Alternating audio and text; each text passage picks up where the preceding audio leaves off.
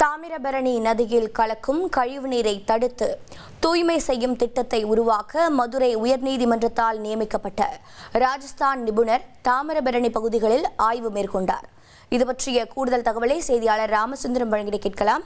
ராமசுந்தரம் வணக்கம். தற்போது மதுரை உயர்நீதிமன்றம் இந்த தாமிரபரணி ஆற்றை தூய்மைப்படுத்த அளித்திருக்கக்கூடிய உத்தரவில் இருக்கக்கூடிய தகவல்கள் என்ன, மேலும் களத்தில் பணிகள் எவ்வாறு நடைபெற்று வருகிறது, விவரங்களை பதிவு பண்ணுங்க.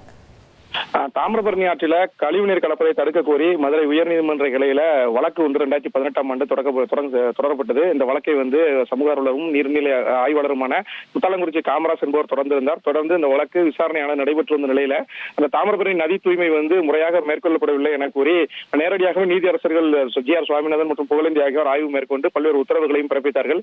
இந்த சூழலிலும் கூட தாமிரபரணி தூய்மை பணிக்கான முயற்சிகள் மேற்கொள்ளப்படாத நிலையில தற்போது இந்த தாமிரபரணியை பராமரிப்பதற்கும் புனரமைப்பு செய்வதற்கும் அந்த தூய்மை பணிகளை மேற்கொள்வதற்கும் ஒரு திட்ட வரையறை செய்ய வேண்டும் என கூறி நீர்நிலை நிபுணரான ராஜஸ்தானை சேர்ந்த ராஜேந்திர சிங் என்பவர் நியமிக்கப்பட்டு ஆணையராக நியமிக்கப்பட்டு தற்போது களப்பணி மேற்கொண்டு என்னென்ன செய்ய வேண்டும் என்பது குறித்தான பரிந்துரைகளை வழங்க உத்தரவு பிறப்பித்திருக்கிறது. நேற்றைய தினம் இந்த உத்தரவு பிறப்பிக்கப்பட்ட நிலையில ராஜஸ்தானில் இருந்து நேரடியாக ராஜேந்திர சிங் நேரடியாக தாமிரபரணி நதி இருக்கக்கூடிய பகுதிகளுக்கு ஆய்வு மேற்கொண்டிருக்கிறார்.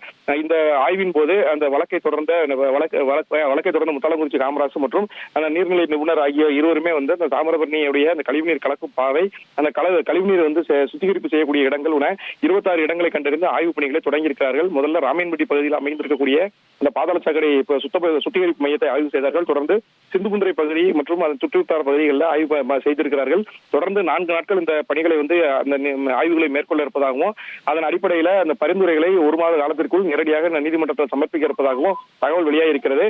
முதற்கட்டமாக ஆய்வு செய்ததுல தாமிரபரணி நதி முழுவதுமே தூய்மை இழந்து காணப்படுவதாக அவர் நேரடியாகவே அந்த ஆய்வின் போது ராஜேந்திர சிங் வருத்தம் தெரிவித்தார். ஏற்கனவே ராஜஸ்தான் பகுதியில் 23 இடங்களில் உள்ள நதிகளை தூய்மைப்படுத்தியதற்கான விருதுகள் மத்திய அரசுடைய விருதுகள் எல்லாம் பெற்றிருந்த நிலையில தற்போது இந்த நதியை சுத்தம் செய்வதற்கான பரிந்துரைகளை மேற்கொள்ளத்தான் இந்த ஆய்வு நடந்து வருவதாகவும் பல்வேறு கட்ட பரிந்துரைகளை நாங்கள் வழங்க இருப்பதாகவும் அவர் தரப்புல தெரிவிக்கப்பட்டிருக்கிறது. தாமிரபரணியில் கழிவுநீர் கலக்கும் இடங்களை ஆய்வு செய்கிறார்கள் ராஜஸ்தான் நிபுணர் மற்றும் குழுவினர். அண்மை செய்தியாகவும் முக்கிய செய்தியாகவும் பார்த்தோம்.